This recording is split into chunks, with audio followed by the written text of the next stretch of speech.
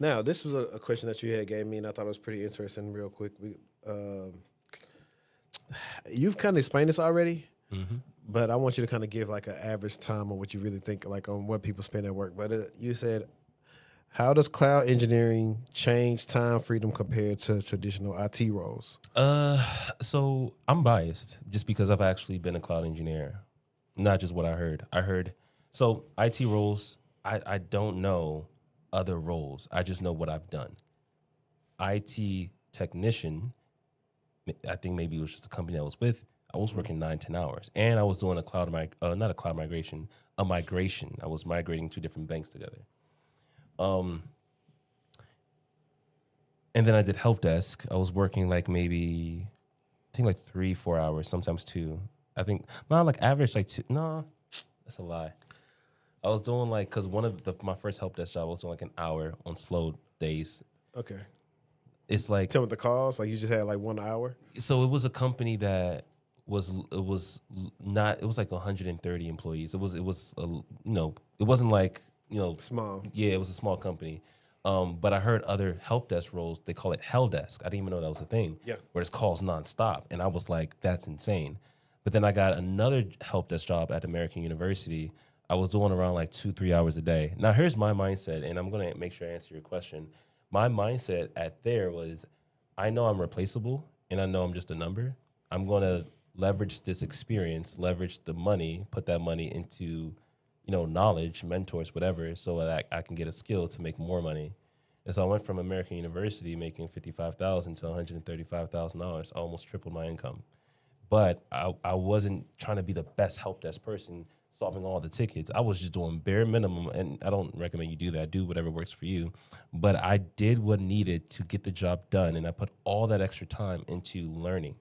And so going back to the time stuff, for typical IT roles, you have to talk to someone who actually works that role to get that average time you spent per day on that one role. But for cloud engineer, average time, I tell my students if you're working more than 2 hours a day, you need to leave that job. And so it just gives you some context and perspective on my experience, and I'm going to say my experience in terms of cloud engineering and the jobs that I've worked. I've worked around like maybe 5 or 6 Mm-hmm. jobs. So if you don't know, I've retired my job in August 2025. So I don't work a 9 to 5. I don't need to, and and and I did that within 2 years. And so cloud engineering has given me the leverage to work multiple jobs to get the income that I wanted.